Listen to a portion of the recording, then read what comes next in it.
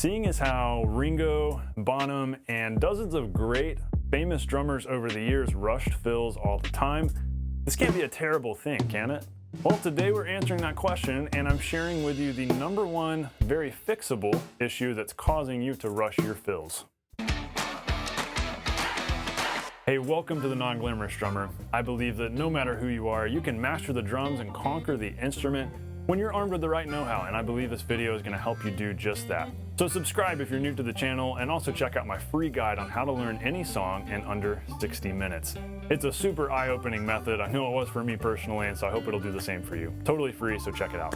So many great songs, even hit songs from over the years, are full of rushed fills, dragged verses, pushed choruses, and just all sorts of tempo fluctuations. Here are a few you may have heard. Twist and Shout by the Beatles. Pretty much every fill Ringo plays throughout this song pushes. It's a high energy song, it's up tempo, a lot of pushing, definitely a lot of tempo fluctuation. Also Let It Be by the Beatles. The fill that he plays in the middle of the chorus, basically transitioning from kind of the moderate dynamic chorus into the bigger part of the chorus, that fill always pushes and it really ramps up the energy there. September by Earth, Wind and Fire. This is the classic example of a song that literally gets faster and faster and faster as the song goes. It builds so much energy and it's so much fun as a result, but massive tempo fluctuation. You could never play the song to a click and maintain that feel.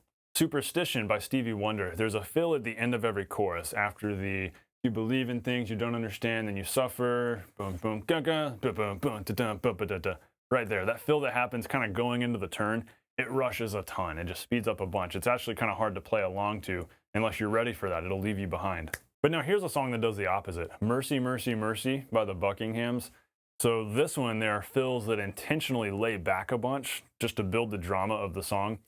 Bum bum bum bum boom bum boom boom doom doom dun dun, and then it picks up speed again. Go listen to it and pay attention to how those fills lay back a ton.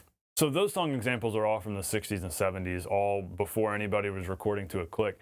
Here are a couple of newer songs that have come out just in the last few years. The Sky is a Neighborhood by the Foo Fighters. We could probably pick any Foo Fighters song off of that record because they recorded a lot of stuff not to a click. But this song wasn't recorded to a click, but you would never know it. If you try to line up a metronome with it, you just can't. But they play well together as a band, so you don't notice. But Sky's a Neighborhood, just a random favorite song of mine, not recorded to a click. Sign of the Times by Harry Styles from a couple years ago. This song was recorded to a click, but the fills into the choruses, there's a huge fill going into the first chorus, really big and epic. It actually pushes a little bit. It actually rushes a little bit so that the band hits the beginning of the chorus early and then stretches the space to the next backbeat to compensate for it. Pretty interesting. Go check it out if you haven't heard it before. Also, there's another song by a country singer-songwriter called Lissy that does the exact same thing. It's called Sand. The fills into the chorus push a little bit. So it's kind of just a ga-ga-boom, just leaning a little bit into the downbeat of the chorus. The band does it together. That stretches the space between the beginning of the chorus and the backbeat on beat 2, so it widens things out a little bit. So what do all of these examples have in common? You honestly don't notice the tempo changes with these. They all feel great. And why do they all feel great? Because the band is together on everything. The band is playing tightly with the drummer. Everybody has collectively agreed, whether it was a spoken agreement or an unspoken agreement, everybody has decided to stay with each other, to follow each other, and to do these things together. Because if the band is locked together, if everybody speeds up a little or pushes here or lays back here, you don't really notice. Now, Mercy, Mercy, Mercy, that was a more obvious tempo change that was very intentional that you do notice. But of course it was musical and everybody does it together. Furthermore, pretty much all of these tempo fluctuations were intentional, especially the last two, talking about pushing into a chorus. That was very intentional. The goal there was to start the chorus a little early so that then we could lay it back more. And so you end up compensating and staying exactly on the click, but it makes the chorus feel bigger and more epic when you hit it early.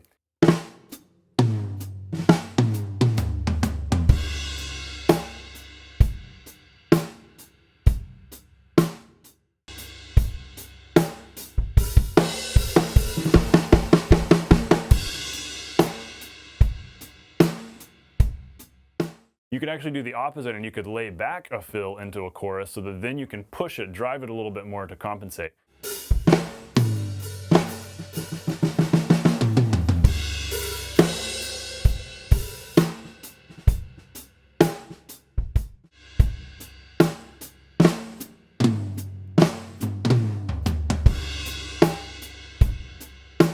These tempo fluctuations have purpose. Like the Earth, Wind, and Fire song, that's a very purposeful, gradually getting faster and faster to build the energy because it's a party song, it's a fun song.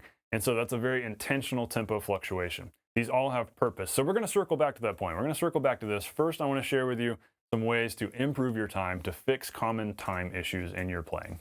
I mentioned earlier, I'd share with you the biggest reason why you rush your fills. Well, most of the time it's psychological.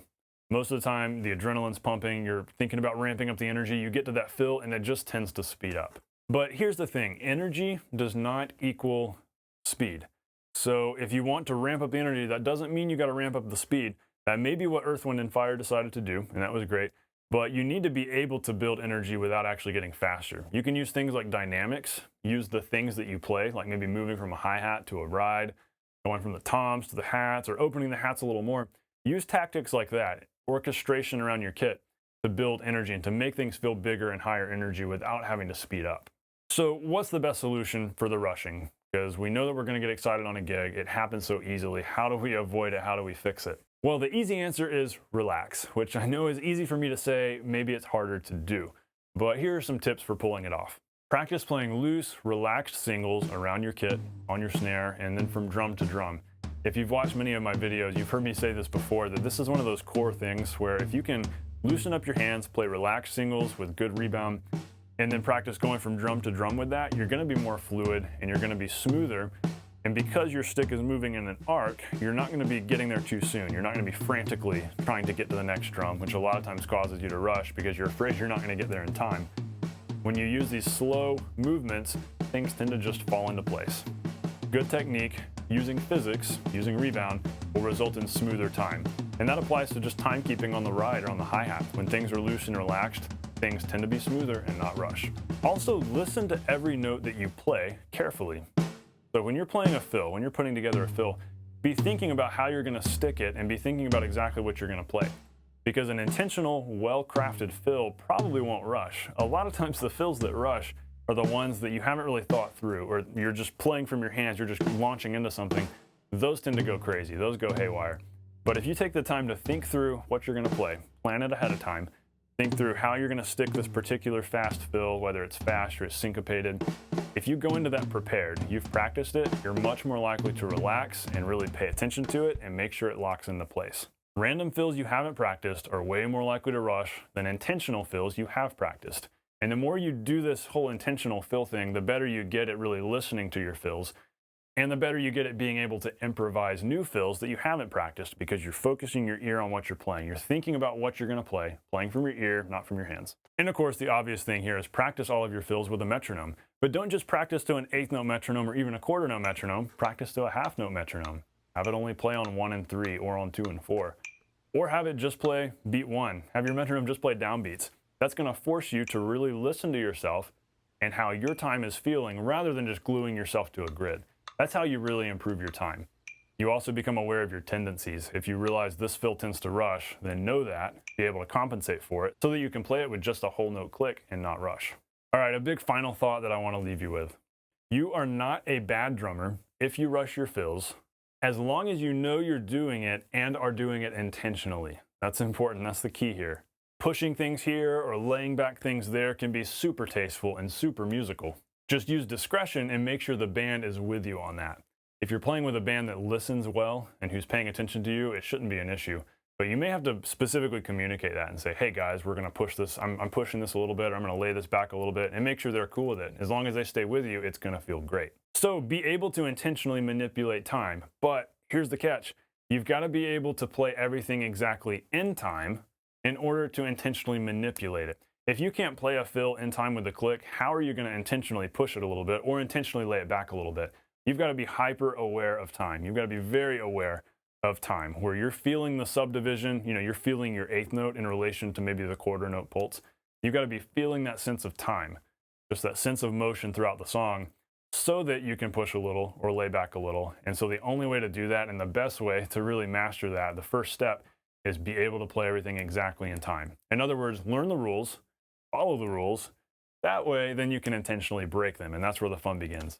Now, the whole topic of crafting fills and figuring out how to improvise fills, how do you know what to play, when to play it, how to play it, Those are big questions, and it just tends to be very elusive, and it's honestly hard to teach. But I've got a guide that I know you've heard me mention here on the channel, the whole song learning thing, how to learn any song in under an hour, 5 steps to learning any song in under an hour without drum tabs and without drum tutorials online. And the guide does teach you how to do that. You learn how to listen really well. You learn how to write quick charts for songs that help you memorize songs, which is huge. But if you download that, I also send you a few extra exclusive video tutorials that aren't on the YouTube channel. Nobody else gets these. You only get it if you download this guide because they're specifically tailored to helping you refine your song learning skills. One of these tutorials in particular is an in-depth how to craft fills tutorial where we break down, hey, here's what's going on in the song. Here's this melody. According to this melody, we should play this fill because it fits and it interacts this way. We look at how fills ought to relate to the other musical parts going on, which is super cool. So go download the guide, 5 Steps to Learning Any Song in Under an Hour. That way you can get these extra video tutorials that are gonna help you refine your fill game. So that is all for today, everyone. I hope you've enjoyed the video. If this has brought you some value and helped you out, be sure to subscribe if you're new to the channel. Subscribe before you go and share the video. Thanks for watching. I will see you next time.